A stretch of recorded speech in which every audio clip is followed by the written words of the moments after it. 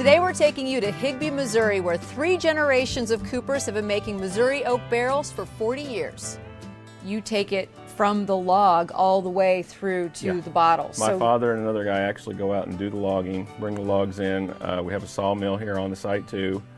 We age the wood for a couple years before we even think about putting it in a barrel. You know, you've got to make sure that these boards are free of any defects, knots, sap, anything that will leak or make the wine taste bad. Each board's looked over 20 to 30 times before it gets to that barrel. Then we start putting it through the planers, grading them, kind of putting a little bit of curve to the board. Then it'll run through a machine called a joiner, which will put a double arch on both sides, which we adjust that for the size of the barrel. And then once it's set up into the barrel form after we've jointed it, it goes to the fire, it warms for 20 to 30 minutes.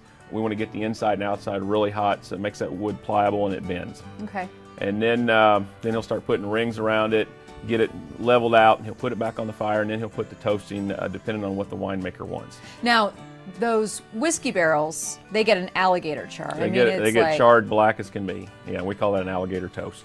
But the wine barrels, you can request light, medium, or dark toast. Yes, it's just whatever the winemaker wants. Well, let's take a tour of the facility itself and kind of get in there and see what the guys are up to. Okay.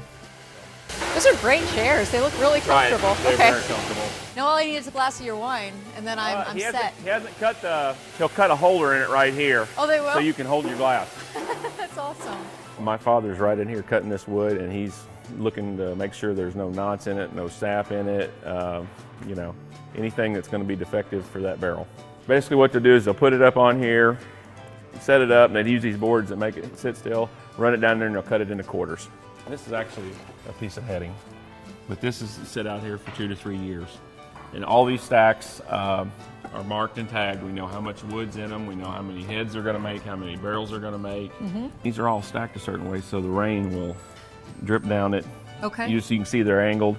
Some of them are fallen, but they're angled so the rain will drop off of it, because if the rain sits on it, it's going to rot it. So these are relatively new. Yeah, this is what it looked just like that, but this has been run through the planer. And we run it through the planer again so we can see where the defects are at. I see. I always try to get them to market. How long is it going to take to make a good bottle of wine? What would you say? To make a good bottle of wine? Yeah. 6, 7 years? Over 100, because you've got to add in the aging of the tree. So it's a long process it's going. To make that one good bottle of wine, you've got to have good wood, you've got to have good grapes, you've got to have somebody that knows what they're doing on both sides of the forest, the vineyard. It's important. Yeah. So these have already been toasted? Yeah, these have been toasted. They've just been crowed. They put the heads in them, and now he's tightening them up and he's going to test them. Being able to create an artisan product that is the highest quality you can possibly produce from the very beginning to the very end, you don't see that very much anymore. People say that things aren't made here anymore, but they really are, and you guys are part of that. But also, you're creating a product that benefits the entire wine industry. It benefits that, it benefits the community, it benefits the economy around here. Yeah. And we do take a lot of pride in what we do. When you get to work with your dad? Yeah, I worked with my dad, I worked with him and my grandpa for years, and now I'm working with him, I'm working with my son in the summer. It's, I mean, you can't ask for anything better than this.